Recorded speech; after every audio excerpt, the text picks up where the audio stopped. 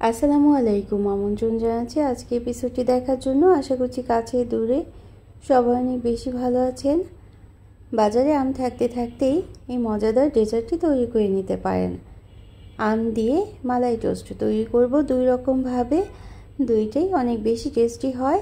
আর recipe দুইটা দেখতে হলে শেষ পর্যন্ত থাকতে হবে এবং ভালো লাগলে লাইক, কমেন্ট আর শেয়ার করে এবং চ্যানেলটাকে সাবস্ক্রাইব করে সাথে থাকতে পারেন। কয়েক পিস পাউরুটি নিয়ে নিলাম। পাউরুটিটা আমি একটা ছোট বাটি দিয়ে এভাবে করে গোল গোল শেপ করে কেটে নিয়েছি। যে কোনো শেপে তৈরি করে নিতে পারেন, তবে নরম করে তৈরি করতে চাইলে এভাবে মাঝের অংশ দিয়ে তৈরি করে নিতে হবে এবং এটা যখন ভাজবেন তখন কিন্তু খুব সুন্দর ক্রিস্পি হয়ে যাবে।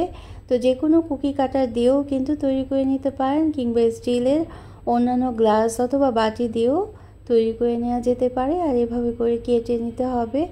এখন আমি বাটার এবং হালকা চিনি দিয়ে ভেজে নেব। আর তার আগে মালাইটা তৈরি করার জন্য এখানে আমি অল্প দুধের মধ্যে কাস্টার্ড পাউডার বা কর্নফ্লাওয়ার মিশিয়ে রেখে দিলাম 1 টেবিল চামচ পরিমাণ। একটা আম আমি মিক্সার জারে করে পেস্ট করে নিয়েছি এবং একটা ছেঁকে নিয়েছিলাম।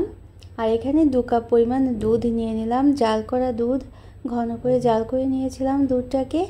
এখন এটার সাথে আমরা যে কর্নফ্লাওয়ারটা মিশিয়ে রেখেছি সেটা মিশিয়ে দেব এবং চিনি মিশিয়ে দেব। চিনিটা আপনাদের যা যা পছন্দ মতো কম বা বেশি দিতে পারেন। আমি এখানে 1 টেবিল চামচ পরিমাণ চিনি দিয়ে দিলাম। যেহেতু আমের পিউরিটা মিশাবো এজন্য কিন্তু অনেকটাই মিষ্টি হয়ে যাবে। তো অনবরত নাড়তে থাকতে হবে, নাড়া কিন্তু কোনোভাবেই থামানো যাবে না, কারণ আমরা জানি হচ্ছে কর্নফ্লাওয়ার দুধের মধ্যে দিলে এটা কিন্তু জমাট বেঁধে যায়। না নাড়লে আর কিছুক্ষণের মধ্যেই খুব বেশি ঘন হয়ে যাবে। আর একটু ঘন করেই তৈরি করে নিতে হবে, তাহলেই কিন্তু টোস্ট করার পর টোস্টের উপরে যখন আমরা এই মালাইটা দিয়ে দেব তখন সুন্দরভাবে সেট হয়ে থাকবে। তো মিল্ক দিয়ে আমরা কিন্তু মালাই টোস্ট তৈরি করি। তো এটা হচ্ছে ম্যাঙ্গো দিয়ে বা আম দিয়ে। বাজারে এখন পাকা আম প্রচুর পাওয়া যাচ্ছে। পাকা আমের যে কোনো রেসিপি কিন্তু খেতে অনেক বেশি ভালো লাগে। অনেকভাবেই কিন্তু আমরা পাকা আমের ডেজার্ট তৈরি করি।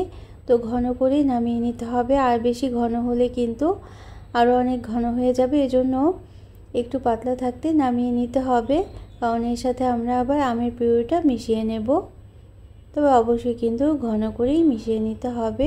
তো ঠান্ডা হওয়ার পর যখন আর একটু বেশি ঘন হয়ে গেল তখন আমরা আমের পিউরিটা মিশিয়ে নিলাম। আমটা পিউরিটা করার পর অবশ্যই কিন্তু ছেঁকে নিতে হবে। একটা স্ট্রেনার দিয়ে ছেঁকে নিলে আমের পিউরিতে আমের আঁশ কোনোই থাকবে না। তো একটা হ্যান্ড হুইস্কে দিয়ে আমি খুব ভালোভাবে প্রায় 5 থেকে 6 মিনিট সময় দিয়ে মিশিয়ে নেব। একটা স্পুন দিয়ে মিশাচ্ছিলাম কিন্তু এটা মিশিয়ে যাচ্ছিল না, এজন্য কিন্তু একটা হ্যান্ড হুইস্কে দিয়ে মিশিয়ে নিতে হবে। আর মিশিয়ে নেওয়ার পর ভেজে নিতে হবে পাউরুটিগুলোকে। এ পর্যন্ত যারা দেখলেন একটা লাইক দিতে ভুলে গিয়েছেন, অবশ্যই একটা লাইক দিয়ে দিতে পারেন। প্রয়োজনে কমেন্ট করতে পারেন আর শেয়ার করতে পারেন ফ্রেন্ডস অ্যান্ড ফ্যামিলির সাথে। তো এখানে আমরা পাউরুটির অংশগুলো বা টুকরোগুলোকে একটা তেলের মধ্যে কড়াইয়ের মধ্যে নিয়ে তেলের মধ্যে ভেজে নেব। উপরের দিক এবং নিচের দিক যখন লাল করে ভেজে নিতে হবে, হালকা লাল হয়ে যাবে তখনই কিন্তু নামিয়ে নিতে হবে। আর যদি খুব বেশি ভাজতে চান তাহলে কিন্তু পুড়ে যেতে পারে, সেটা কিন্তু অবশ্যই করা যাবে না, তাহলে ডেজার্টটা খেতে একেবারেই ভালো লাগবে না বা নষ্ট হয়ে যাবে টেস্টটা। তো হালকা লাল করেই ভেজে নিতে হবে। তো আমি তেল দিয়ে ভেজে নিচ্ছি, আপনারা চাইলে কিন্তু বাটার দিয়েও ভেজে নিতে পারেন। বাটার দিয়ে বা ঘি দিয়েও ভেজে নেওয়া যেতে পারে। আর যদি একটু মিষ্টি করে খেতে চান তাহলে কিন্তু বাটার এবং চিনি মিশিয়ে সেটা দিয়ে ভেজে নিতে পারেন। তো ভেজে নেওয়ার পর আমরা নামিয়ে নেব এবং একটা পাত্রে বা একটা প্লেটের মধ্যে সাজিয়ে নেব প্রথমে। তো যারা প্রথম ভিজিট করছেন তারা চাইলে চ্যানেলটিকে সাবস্ক্রাইব করে বেল বাটনটাকে প্রেস করে রাখতে পারেন, তাহলে নোটিফিকেশন পেয়ে পরবর্তী রেসিপিগুলো দেখে নিতে পারবেন। আর যারা সাথে আছেন সবসময় সাপোর্ট করছেন তাদের জন্য রইল অসংখ্য অসংখ্য ধন্যবাদ। তো এভাবে হালকা লাল করে ভেজে নিতে হবে এবং নামিয়ে নিতে হবে। তো মালাই টোস্টটা দুই রকমভাবে আমি করার চেষ্টা করেছি। কে কোন রকমভাবে খেতে বেশি পছন্দ করেন সেটাও কিন্তু আমাকে কমেন্ট করে জানাতে পারেন।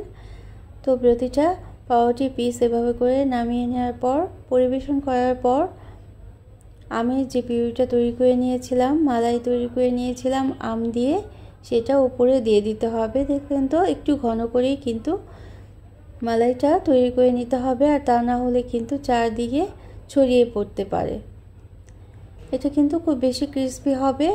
তো এই আম আর দুধের মালাইটা তৈরি করার পর ফ্রিজে রেখে ঠান্ডা করে নিতে পারেন।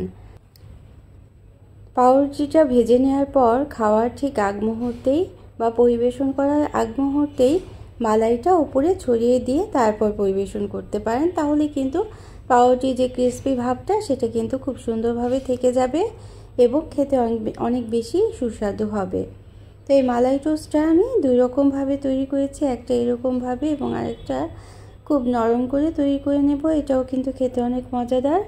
আর এই জন্য এই পাউরুটির স্লাইসগুলোকে আমি কিনারের ধারের অংশগুলো ফেলে দেব না, ধারের অংশগুলো সহ আমি প্রথমে 2 পিস পাউরুটিকে ভেজে নিয়েছি। ভেজে নেওয়ার পর এভাবে করে কোনাচে করে অর্ধেক টুকরো করে নিয়েছি। আমি বাটার এবং হালকা চিনি দিয়ে ভেজে নিয়েছিলাম। ভেজে নেওয়ার পর তারপর এভাবে করে নিয়ে পরিবেশন করলাম। তো কেমন লাগলো আজকে দুটি রেসিপি। আর এই মালাইটাকে আমি আরও দুধ দিয়ে জাল করে আর একটু তরল করে নিয়েছিলাম। তো যারা প্রথম ভিজিট করছেন তারা চাইলে চ্যানেলটিকে সাবস্ক্রাইব করে বেল বাটন প্রেস করে অল অপশনটা সিলেক্ট করে সাথে থেকে যেতে পারেন। তো এতক্ষণ যারা দেখলেন সবার জন্য অনেক অনেক শুভকামনা। উপরে আমি বাদাম কুচি দিয়ে পরিবেশন করছি। যে কোনো ধরনের ড্রাই ফ্রুটস দিয়েই কিন্তু পরিবেশন করতে পারেন এই মজাদার ডেজার্টটি। বিকালের নাস্তায় কিংবা মেহমানদারিতে অনেক বেশি ভালো লাগবে এই মজাদার ডেজার্টটি। Thanks for watching. Allah Hafiz.